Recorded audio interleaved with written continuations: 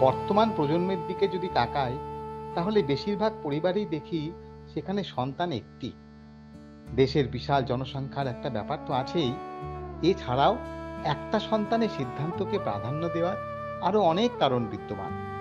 এর মধ্যে সবচেয়ে প্রধান হলো যে একটা সন্তান হলে তাকে সঠিকভাবে পরিপালন করা, উপযুক্ত শিক্ষা প্রদান করা অনেকটাই সহজ হয়ে যায়। কিন্তু এর উল্টো দিকটাও কিন্তু ভেবে দেখার মতো। বাবা-মায়ের একমাত্র সন্তান হলে সে অনেক সময়ই কিন্তু একাকিত্বের শিকার হয়ে পড়ে। বিশেষত বাবা-মা চলে যাওয়ার পর। আমি এই দিক থেকে খুবই ভাগ্যবান। আমরা ৩ ভাই-বোন ছিলাম। আমার ও দাদার মধ্যে বয়সের পার্থক্য ৩ বছরের। প্রায় পিঠোপিঠি বলা চলে। এর কারণে দাদার সাথে অনেক রকম মারামারি, হিংসুটেপনা চলত। কিন্তু দিদি আমার থেকে প্রায় ৯ বছরের বড় হওয়ায় ওর সাথে আমার ওরকম সম্পর্ক ছিল না। বরং ছোটবেলা থেকেই আমি ওর খুব ন্যাওটা ছিলাম। এমনকি আমার জীবনের ১ম স্মৃতিও ওকে ঘিরে। আমি তখন খুব ছোট, আধো কথা বলতে শিখেছি।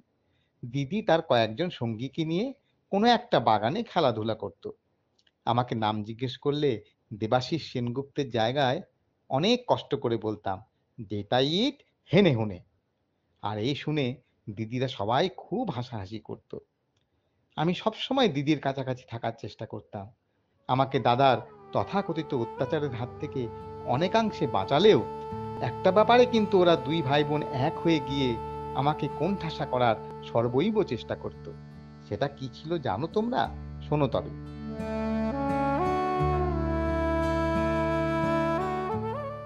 আমার দিদি ও দাদা ছিল ধবধবে ফর্সা। আর আমি যেহেতু জুনিয়র রামদাস, তাই আমি ছিলাম কিছুটা শ্যামবর্ণের। কিন্তু ওরা দুজন আমাকে এই নিয়ে লক্ষ্মীর মার সঙ্গে জড়িয়ে খুব রাগাতো। আমি কিন্তু মোটেও দম্বার পাত্র ছিলাম না। ছোটবেলায় আমি নিজের রূপে নিজেই একেবারে মোহিত হয়ে যেতাম। আর এই নিয়ে আমার আত্মবিশ্বাসও ছিল প্রচুর। সেই আত্মবিশ্বাসের ওপর নির্ভর করে আমি মাথা উঁচু করে বলতাম, "আমি কালো হতে পারি, কিন্তু আমার মুখের ঘটনাটা কিন্তু খুব সুন্দর।" এই একটা বিচ্ছিন্ন ঘটনা ছাড়া দিদি ছিল আমার কাছে খুবই গর্বের। আজও তাই। ছোটবেলায় মার সাথে ও আমার পড়াশোনা দেখত। আমি অনেকটাই ছিলাম ওর ল্যাংবোটের মতো। মূল জাহাজ বা স্টিমারের সাথে অনেক সময় ছোট্ট একটা নৌকা থাকে না? ওরকম। বা পান সাজার সময় মূল পানের ভেতরে ছোট্ট আরেকটা পানের টুকরো দেয় না? অনেকটা সেই রকম। ছোটবেলায় ও আমাকে অনেক সিক্রেট কথা বলতো, যা অন্যকে কখনোই বলা যায় না। ওর একটা আঁকার খাতা ছিল, যার সন্ধান আর কেউ জানত না। কিন্তু আমি ছিলাম তার সেই আঁকার একমাত্র সমজদার ও প্রশংসক।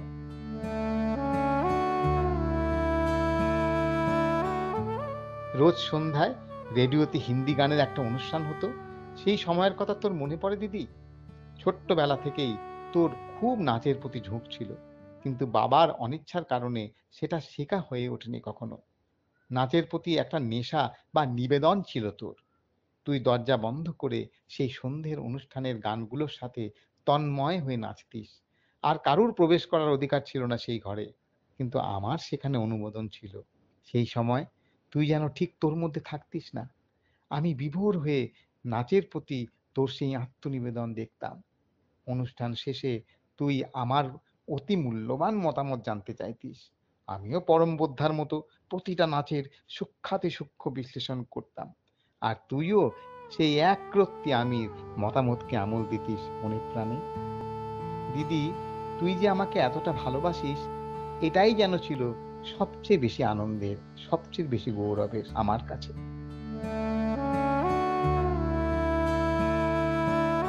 তবে শাসনও করতিস প্রচুর। একবারের কথা বলি, তখন আমি ক্লাস 2 তে পড়ি। সকালে স্কুল বাড়ির খুব কাছেই। ভোরবেলায় ঘুম থেকে উঠে নিজেই তৈরি হয়ে স্কুলে চলে যেতাম। টিফিন টাইমে আমাদের স্কুলের সামনে একটা আচারওয়ালা বসতো। তার কাছে ১০ পয়সা, ২০ পয়সার আচার পাওয়া যেত। তার স্বাদ ছিল এক কথায় অমৃত। ছোটবেলায় আমাদের হাতে তো কোনো পয়সা দেয়া হতো না। তাই সেই আচার হয়তো ১ম বার কোনো বন্ধুই খাইয়েছিল আমায়। কিন্তু বারবার তো আর সে হয় না। তাই আমারও এবার অবদান রাখার দরকার হয়ে পড়ল। তো সেই দিন সকালে স্কুল যাবার আগে কারুর পকেট থেকে নয়, বা কোনো টাকার ব্যাগ থেকে নয়, এমনি আমাদের ড্রেসিং টেবিলের সামনে কিছু খুচরো পয়সা রাখা থাকতো রোজকার খরচের জন্য। সেখান থেকে কত আর হবে? ২-৩টে খুচরো পয়সা মিলে ৩০ পয়সাও বোধ করি হবে না। আমি নিয়ে প্যান্টের পকেটে ঢুকিয়ে নিলাম। কিন্তু বিপত্তি হলো অন্যখানে। প্যান্টের মধ্যে ঢুকে সেই কয়েনগুলো চলার সাথে সাথে রীতিমতো বাদ্যি শুরু করে দিল। তুই তখন ঘুম থেকে উঠে পড়তে বসেছিস সবেমাত্র। আমার প্যান্টের পকেটের ভিতরকার অনবদ্য বাদ্যিতে স্বাভাবিকভাবেই তোর দৃষ্টি আকর্ষিত হলো। তোর পকেটে ওটা কি আওয়াজ হচ্ছে? এদিকে আয় তো দেখি। আমার আর কিছু করার নেই। গুটি গুটি পায়ে এগিয়ে গেলাম তোর দিকে। ঠিক যেমন শিকার অজগরের দিকে এগিয়ে যায় তার অন্তিম সময়ের অপেক্ষায়। কি আছে পকেটে? বার করো শিগগির। আমি আমার ক্ষুদ্র মুষ্টিতে তুলে ধরলাম আমার ততোধিক ক্ষুদ্র মূলধন, ৩০ পয়সা। কিন্তু হায় হতশ্রী! মূল্য যে সেখানে কোনো মূল্যই রাখে না। সে ৩০ পয়সাই হোক আর ৩০,০০০ই হোক। সেদিন পৃথিবীর ইতিহাসের সবচেয়ে ছোট্ট চোরের বিচার শুরু হলো তখন। কান ধরে চুলের মুঠি ঝাঁকড়ে বারবার আমার সেই অধঃপতনের সঠিক কারণ জানতে চাইলি। আমি আমার আত্মপক্ষ সমর্থন করার ব্যর্থ প্রচেষ্টা চালালাম প্রাণপণে। মিনমিনে কণ্ঠে বললাম, ২ বন্ধুতে আচার খাবো বলে ৩০ পয়সা মাত্র নিয়ে যাচ্ছিলাম। তুই বললি, বড়দের না বলে কিছু নিয়ে যাওয়া মানেই চুরি, আর সেটা যত নগণ্যই হোক না কেন। সেদিন চুরির সংজ্ঞা আমার কাছে পরিষ্কার হলো। শাস্তি যা দেবার তুইই দিলি।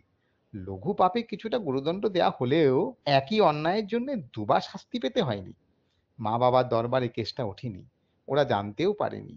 লোয়ার কোর্টেই কেসের ফয়সালা হয়ে গিয়েছিল, হাইকোর্ট অবধি আর যায়নি। কতদিন আগের কথা, যেন মনে হয় পূর্বজন্মের মতো। কিন্তু সেই আচার খাওয়ার পয়সা জোগাড় করতে গিয়ে সেই অনভিজ্ঞ চোরের আছাড় খাওয়ার ব্যথা আমার আজও মরেনি, বা বলতে পারো সেই শিক্ষা আমি আজও ভুলতে পারি।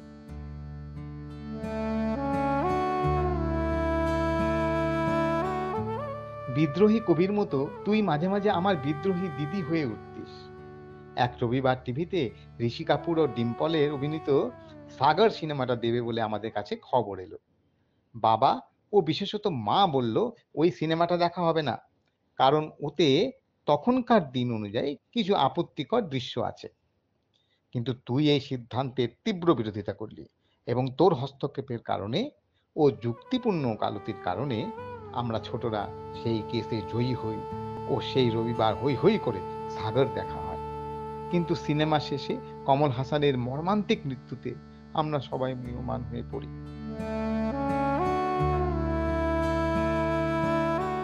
শুধু একটা উদাহরণ নয়, আরো একটা ঘটনা মনে পড়ছে।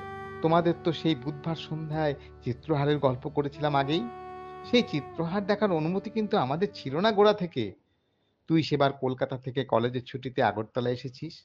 এসে দেখলি বাড়িতে নতুন টিভি এসেছে। ভালো কথা। কিন্তু চিত্রহার দেখা নিয়ে আবার লাগলো ঝামেলা। বড়রা দেখতে দিতে চায় না, আর তুই দেখবি।